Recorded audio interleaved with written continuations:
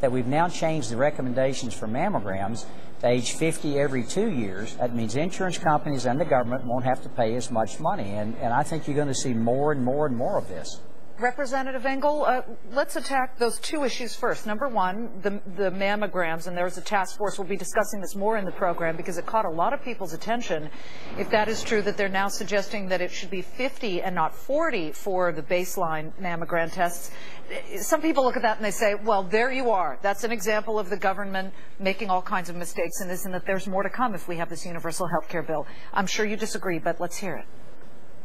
Well, I disagree, of course. I think one thing has nothing to do with another. I do agree with my colleague about the mammogram tests. I still stay with the American Cancer Society, which encourages women to take these tests at age 40. I don't agree with age 50 every other year.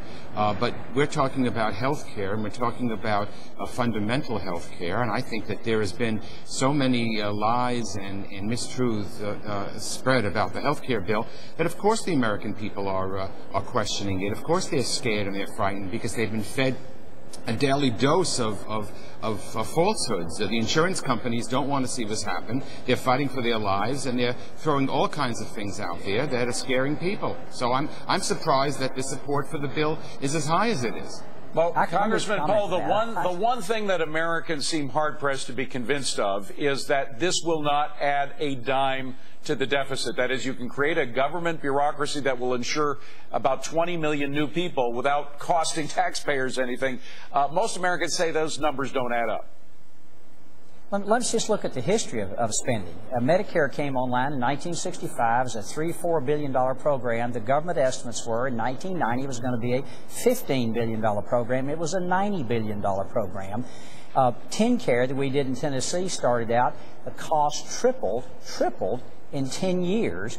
Medicaid is up 37 times from its inception. Every single government program, with the exception of Medicare Part D, has had incredible cost to it.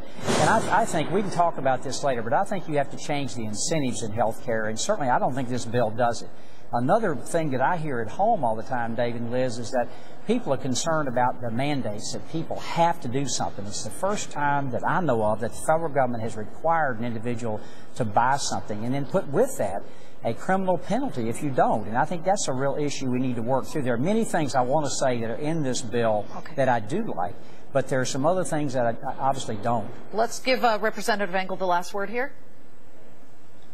Well, if people like the system the way it is and they want to keep it, they can keep their doctors. The problem is the system can't stay the way it is. The current system is financially not sustainable. People's premiums are doubling and tripling every few years. People are being denied coverage because of pre-existing conditions. The insurance companies like it the way it is, keep the premiums high, collude amongst yourselves, and the system is just wonderful. Well, the system won't be wonderful because the 47 million Americans that have no insurance now will become 60 and 70 and 80 and 90, and many people that have insurance will lose their insurance if they lose their jobs or change their jobs. So we're trying to find a situation where we want to give health care to all, we want to save money. The Congressional Budget Office is not in the hip pocket of Democrats. It's a very well-respected office, nonpartisan, and they say that this bill will save money, certainly over the first 10 years, and even the 10 years after that. And while it's true that Medicare and Medicaid is costing more than initially thought, who would not have Medicare or Medicaid today? I mean, the program is a good program. Sometimes we should budget extra money for health care and not for tax breaks for the rich, as the previous administration did. So the money is there. We're going to save money, and we're going to give health care to all. Congressman Phil Roe, Elliot Engel, thank you both, gentlemen. Appreciate you coming on. We do appreciate it as representatives.